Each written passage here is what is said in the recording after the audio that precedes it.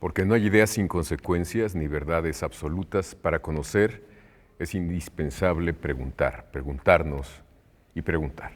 Por eso me da mucho gusto que esté con nosotros Mariana Botey. Es una historiadora del arte, es una curadora también y es una artista plástica. Tenemos muchas preguntas que hacerte, Mariana, precisamente por tu acercamiento a una figura emblemática muy importante en el imaginario mexicano, que es Emiliano Zapata. Gracias. Sí, Javier, gracias por la invitación. Aquí creo que es un momento importante y interesante en el calendario de las efemérides patrias, porque son los 100 años de la muerte de Zapata el año, pero creo que siempre es importante hablar o revisar a Zapata desde nuestro momento, porque de alguna manera podemos, citando a Carlos Montemayor, pensar que Zapata es una figuración, una imagen que surge de una demanda que aún no termina y que siempre retorna. ¿No? No es una figura del pasado que traemos. No, Zapata tiene una cualidad muy interesante de tener una especie de doble temporalidad, podríamos decir. Es de alguna manera, aún no acaba y siempre recomienza. Y eso es una cita concreta a Montemayor, que en su libro sobre los movimientos guerrilleros habla de la figura de la guerrilla campesina indígena. Y habla de esa figura como una figura muy importante porque en su retorno constante en nuestra realidad social y las poblaciones campesinas y las luchas campesinas indígenas es una constante que regresa.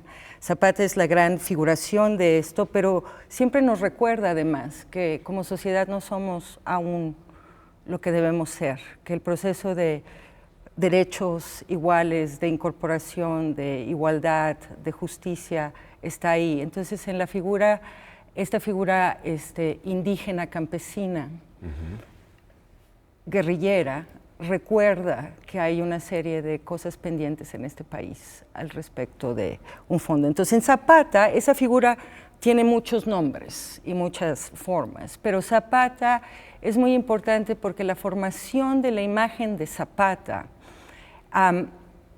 precisamente articula lo que podríamos llamar dos formas de figuración muy importantes. Por un lado, la figura de lo indígena, que en el imaginario de la nación, de la constitución de la nación, como república independiente, estoy hablando del siglo XIX, y la emergencia de toda una importante escuela, precisamente con el Salón Juarista, de lo que son los como primeros indigenismos, los cuadros históricos de Salón, el descubrimiento del pulque, el Senado de Tlaxcala, ¿no? Donde la figuración de lo indígena aparece, y aparece en la figura de Cuauhtémoc, en la figura de Moctezuma, eso. Pero con Zapata hay una transformación muy importante en esa figuración de lo indígena, porque es el momento en que lo indígena se une a la lucha agraria. Y en ese momento, en esa articulación de lo indígena y la lucha agraria, yo creo que se abre una dimensión muy importante sobre una nueva comprensión moderna, crítica y más radical de lo que es digamos, la contemporaneidad o la importancia o la centralidad de las luchas indígenas y campesinas como derechos concretos por la tierra, la libertad, los derechos iguales, etcétera. Zapata articula, ¿sí?, en, digamos, la gran formación que son los indigenismos, que además no son concretos a México, sino que empiezan en el siglo XIX en todo el continente. Tenemos esos cuadros en Brasil, en Argentina, en Perú son extraordinarios y muy importantes, en Estados Unidos, en Colombia, ¿sí? Hay como importante imaginario del modernismo, estoy hablando del arte, del modernismo latinoamericano y el modernismo de las Américas, donde la figura de lo indígena es central en una especie de educación de los nuevos sujetos de la nación, alrededor de el otro constitutivo y fundamental de nuestra identidad y en Zapata eso adquiere una nueva dimensión donde se actualiza a lo que curiosamente, en 1928, el gran José Carlos Mariátegui, el ensayista intelectual peruano, en sus ensayos sobre la realidad peruana, tiene uno muy importante que se llama La cuestión del indio, donde claramente habla de que la cuestión indígena se resuelve con el regreso de la tierra, que es un problema de la tierra. Que es uno de los ejes de Zapata. Exacto, y en Zapata, como figuración del imaginario, porque hay, claro, una gran discusión aquí, porque hay un Zapata histórico, hay un Zapata campesino, como figura de lo campesino, pero esa es, de hecho, una construcción artística. A ver, el arte dice la verdad usando la ficción, ¿no? Entonces, el momento en que Rivera resemantiza. Porque era un bandolero al principio Zapata, ¿no? Es que yo sí quería hablar un poco de eso. Yo creo que es muy interesante y es un poquito una discusión de historia, pero no la tenemos que hacer tan erudita, la podemos hacer como más es que hay una muy interesante noción de que el primer Zapata, el histórico, es de hecho un terrible bandolero que se la tila del sur, que les Huitzilopochtli con las hordas indígenas, que asusta el bárbaro que viene a destruir a la buena sociedad criolla y a los terratenientes, y esa es la figura que de hecho. Entonces hay que pensar que exactamente en ese momento de resemantización o de, yo diría, apuntalamiento, podemos pensar en qué tipo de intelectuales están atrás de esa transformación de Zapata. ¿Qué son quién? ¿No? Entonces, Germán Liz Arzubide. Estridentista, poeta. Exacto. Y lo que es muy importante aquí es esta doble articulación que a mí sí me importa, entre vanguardia y militancia política, entre lo campesino y lo indígena y la vanguardia. O sea, tenemos que entender que es una vanguardia revolucionaria de corte socialista, que es indigenista, y es él, y de alguna manera Rivera, ¿sí?, quien sí está muy, muy al centro de cómo reconfigurar o sacar Zapata de este imaginario del bárbaro, de las hordas terribles de Huitzilopochtli que vienen a destruir a la civilización cristiana blanca y burguesa, ¿sí?, y resemantizarlo y refigurarlo en su ideario indígena esencial. ¿Hay algunos cuadros, por ejemplo, de Rivera que nos demuestra de eso? No, bueno, el importantísimo es la figuración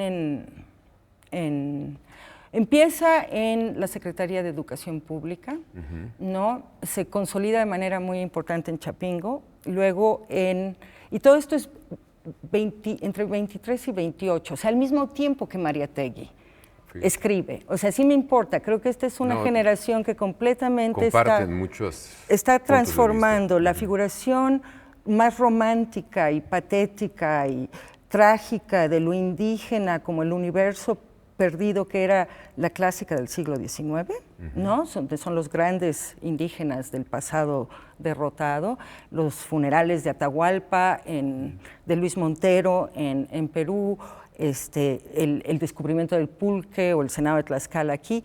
Lo que pasa es que se actualiza esto, de hecho, a la articulación de un movimiento moderno de principios del siglo XX, a una revolución, ¿sí?, que es una revolución que abre el ciclo de revoluciones del siglo XX con las otras grandes revoluciones del siglo XX que son la rusa y la china, y que trae este imaginario campesino, ¿sí? Estábamos hablando de la importancia de las revoluciones campesinas en el siglo XX, al centro de la transformación democrática y social que es el proceso postrevolucionario. Entonces, estos intelectuales, desde eso, empiezan la pugna por Zapata, por la imagen de Zapata. Hay una pugna, porque a Zapata se le trató de hacer el gran héroe de bronce y de las estatuas vacías. El PRI, claro, es que esto es muy importante, porque hay una especie de operación que simbólicamente celebramos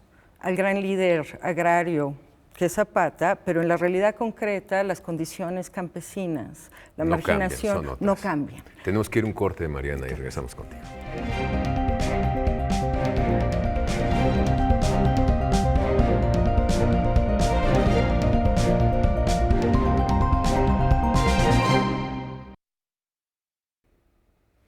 Les recuerdo que estamos con Mariana Botey, artista plástica, curadora de arte, historiadora y crítica también de arte, que nos está aproximando de una manera que me parece muy interesante a esta figura emblemática que es la de Emiliano Zapata.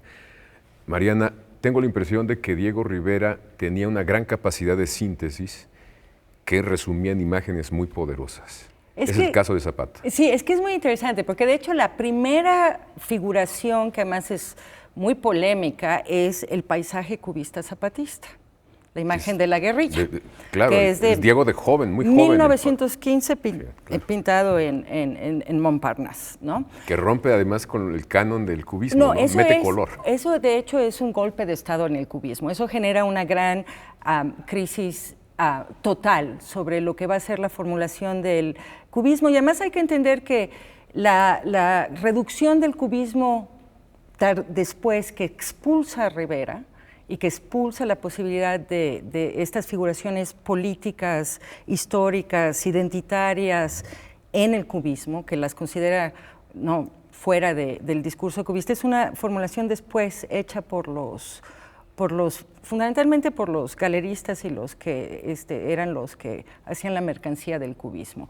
Yo creo que hay que pensarlo. Cuando yo doy esta clase a mis estudiantes en California, aman ese cuadro y se vuelve muy importante para ellos, y además eventualmente tienen la inteligencia de incluso entender que el cubismo después, que el mismo Picasso en el Guernica, genera un cuadro cubista de orden político y histórico. Entonces, que la idea de expulsar y convertir a Rivera en un hereje porque se atrevió a meter los experimentos cubistas con la historia y la política es una terrible...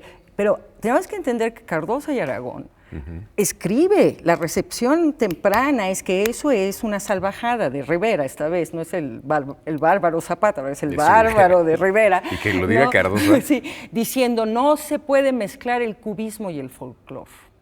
Entonces aquí entramos a una cosa que es muy interesante sobre lo que es la formación del modernismo y la vanguardia en México. Y de hecho su deriva hasta este momento, donde contrariamente a lo que se está pensando, se quiere decir sobre el arte contemporáneo mexicano, hay de hecho una historicidad y una serie de conexiones muy importantes que tienen esta lógica profunda, porque es una lógica que es singular en la formación de los modernismos tempranos. Y es singular en la medida simplemente que está adelantada. La mayoría de los discursos contemporáneos de vanguardia tratan de generar estos cruces y articulaciones. Lo que podemos hablar es de lo adelantada que era. Fueron más allá siendo vanguardia. Sí, absolutamente, o sea, el avance, porque hubo todo un momento de expulsión de la escuela mexicana y el modernismo mexicano como el equivocado, como el que falló históricamente, y hay toda una especie de historia muy interesante, pero en esto la figuración de Zapata y ese momento del primer cruce de cubismo y la imagen, la generación de la iconografía, porque lo que hay, lo que tenemos es de hecho lo que en el discurso más tradicional de la historia del arte como metodología, que es Panofsky, es lo que se llama la formación de una iconología, una iconografía que adquiere una especie de sistema, o sea, se vuelve tan compleja que de hecho adquiere no solo la capacidad que tenemos de leer la iconografía de la revolución, la iconografía de lo agrario, la iconografía de lo... pero adquiere ya en sí una lógica que está como generando la producción como que crea plástica. Su propia legislación plástica. Exacto. Ahora, la relación entre los artistas y el orden legislativo postrevolucionario es muy interesante. Estábamos haciendo un libro y hay como un trabajo que llevamos varios años haciendo, pero el doctor Renato González Mello estaba trabajando precisamente esta figura para un proyecto sobre indigenismos, 200 años de indigenismos en las Américas como de hecho una corriente de modernidad en las artes plásticas. Y descubrimos que, de hecho, la figuración, por ejemplo, de lo indígena en el discurso oficial, ¿sí?, no aparece en el momento en que Rivera está pintando la Secretaría de Educación Pública. O sea, no hay esa figura, que esa figura de lo indígena en el discurso de los institutos legislativos, lo que es los discursos de gobierno, son las comunidades agrarias. ¿Sí? Eso aparece, de alguna manera los pintores pintan esta figuración del indígena como sujeto político de la modernidad, y Zapata es la gran imagen de eso, y es a través de esta gramática que va desarrollando Rivera, ¿sí? Y eventualmente eso, de hecho, se vuelve, ¿sí?, el Instituto de Estudios del Indigenismo se vuelve un discurso oficial de los indigenismos en México. Entonces, tenemos muchas instancias. La gente piensa que el arte, sí, la relación. Hay muchas instancias donde, en particular esta generación temprana de las vanguardias tempranas históricas del siglo XX, sí tienen una capacidad para adelantar figuras que son importantes en el orden incluso del discurso de cuáles son los sectores de la sociedad mexicana. Claro, bueno, incluso Rivera además sintetiza lo que nunca Zapata dijo, que es tierra y libertad, ¿no? Exacto, entonces hay una construcción. Entonces ha habido aquí una extraña, y tienes un debate muy interesante, donde además se dan un poco las tendencias ideológicas de los historiadores, los académicos, los artistas, que siempre también trabajan y se posicionan en función de ideología. Entonces hay como una gran batalla. A mí lo que me interesa es que precisamente el ideario o el tipo de posicionamiento político y ideológico de la gente que construye estas figuras de Zapata, ya como gran imagen sintética del imaginario revolucionario socialista indígena para la recuperación de la tierra y las claves decoloniales, que es lo que es, viene, ¿sí?, es la LEAR, es la Liga de, o sea, es en realidad el Partido Comunista, claro, ¿no?, para decirlo. Entonces, eso tiene inmediatamente un backlash, y lo tenemos todavía, porque dicen, ese no es el Zapata histórico. Bueno, y hay un salto del Zapata cubista de Diego, primero, al Zapata de Cuernavaca, por ejemplo. El de Cuernavaca es el más importante, porque en ese es el que sí se vuelve la figuración absolutamente del líder indígena, con el calzón de manta y con el caballo, con el pie sobre el español, que es, ¿no?, y su ejército. Ahora, es el que llevó al MoMA, ¿no? Luego lo pinta otra vez, claro, para MoMA, y lo cambia ligeramente. Pero se va desarrollando. La primera vez que empieza a aparecer en esa forma es en la Secretaría, en el patio de las fiestas, porque las fiestas, del patio de las fiestas, el primero, acaba con el gran carnaval de la repartición de la tierra. ¿Sí? O sea, hay una noción de que del festival o de la danza indígena, del festival popular, se vuelve una revolución, y esa revolución transforma todo. Hay una especie de articulación entre ritual, ¿sí?, festividad indígena, el festival, y levante de alguna manera la revolución, y también en el piso de arriba, donde además está el corrido. Claro. Entonces se va generando lo que es la gramática y la figuración, donde además entran elementos de orden casi, podríamos hablarlo de una especie de imagen sagrada en el sentido secular. Hay una noción de Zapata es el corazón del pueblo, es el guardián del pueblo, es la figura sagrada de esta secularidad revolucionaria, pero se inscribe también en como imaginario del martirio, o el mártir, claro, revolucionario, que creo que es muy importante. El puro, digamos, el que no se corrompe con las estructuras. Es que esto es importante en términos de un discurso de arte, porque tiene que ver con ciertas figuras patéticas en el sentido de pasión, ¿sí? De atrapadas en un dilema que trae un pathos, es la palabra, una densidad y una dimensión trágica, profunda y sacrificial, ¿sí? Que es el sacrificio de Zapata el que genera, es la semilla que crece. Entonces, todo este imaginario que viene de una articulación de vanguardia, de orden marxista, socialista, indigenista, decolonial, es peleado, claro, por el grupo de intelectuales, artistas y académicos que quieren insistir en que la figura de Zapata, de hecho, es peligrosa y que ese no es el Zapata verdadero y traen a colación. No, hay como una distinción y hay una tensión. Y descalificación. Tenemos que ir a un corte y regresamos Claro contigo, sí. Mariana.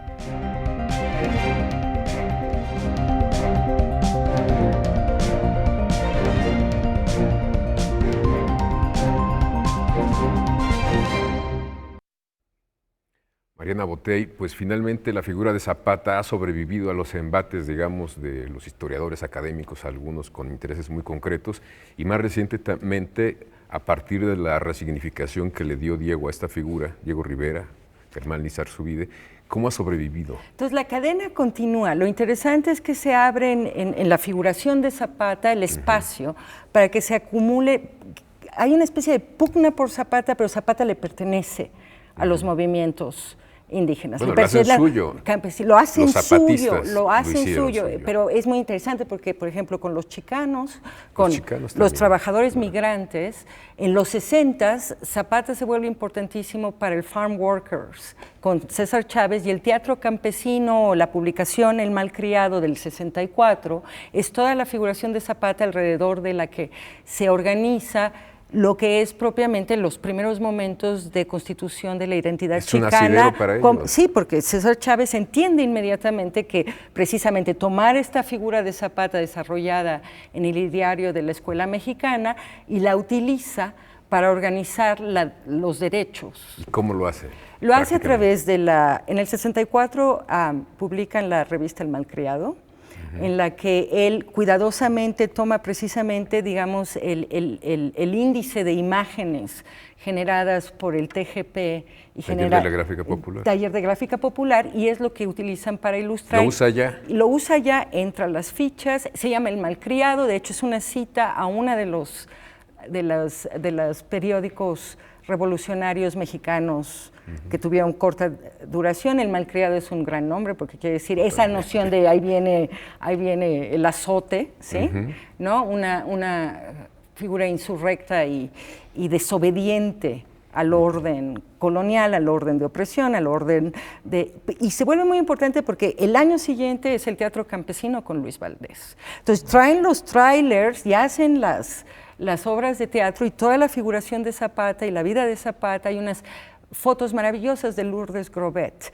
Y ellos tienen una articulación con el grupo de Mascarones, aquí en México. Entonces empieza a generar una especie de, podríamos llamarlo historia subterránea, de esta articulación de un arte militante y político que sobrevive en los 60s y sobrevive en los 70s. Podemos pensar en los 50s y quiénes son los americanos en Hollywood, también de la izquierda más avanzada, que están haciendo la película, por ejemplo, Stamberg escribiendo el guión, que es Anthony Quinn y es Marlon Brando. Hay como una especie de formación, entonces se articula. Cuando en los 90s surge el ZLN y aparece el neozapatismo. Es como natural que haya sido Es Zapata. que la plasticidad, digamos, es de hecho el momento en que hay una reimaginación de la política en función de las bases del arte y una reimaginación del arte en función de las bases de la política. Yo creo que el zapatismo fue muy importante en que precisamente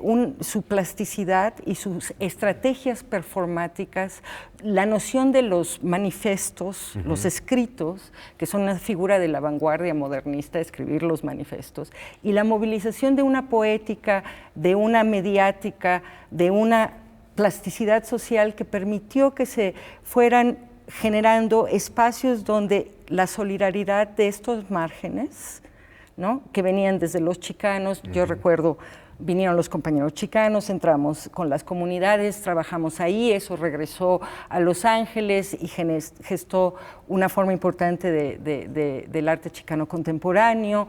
Había una especie de dada noción de precisamente era como una desbandada de márgenes. Todas las formas de marginalidad se fueron... Lo marginal se puso al centro. Se puso al centro y se fueron sumando. Y es precisamente porque yo creo que es como la imagen barroca Zapata, en el sentido de que es una máquina hecha de las astillas del tiempo, de la se historia, siguen dando, se siguen donde incrementando. todas estas estructuras de violencia, de dominación, y porque tiene el corazón de una lucha de orden anticolonial. Y yo creo que eso es importante ahora, tan importante como fue hace 100, 200, 300 años, es en eso. Y hay toda una articulación con muchas formaciones similares en Latinoamérica. Tú tienes una propuesta, precisamente en este aniversario de Zapata. Recoge, digamos, todo esto que nos estás platicando. Sí, vamos a de tener una manera visual. exposición que a mí me hace mucha ilusión, maravillosamente curada por Luis Vargas, que hace precisamente esta segmentación histórica, el historicismo de explicar el desarrollo, y que llega después del momento clásico de las grandes obras modernistas de la escuela mexicana.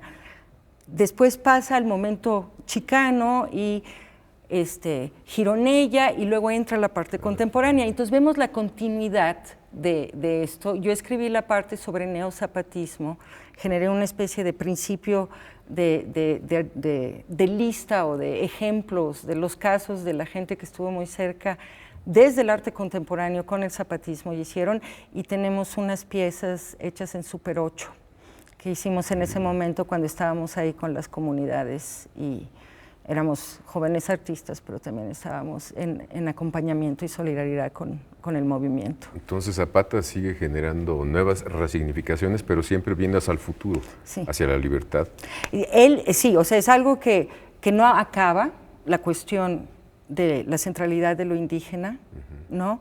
Tenemos que pensar que en el neozapatismo hay una reindigenización del imaginario en México, porque ese es el momento en que NAFTA promete que nos modernizamos y entonces irrumpen otra vez para que la fractura histórica se dé, y ese momento donde todas estas subalternidades o márgenes entran en su agenciamiento político, pero también con una plasticidad.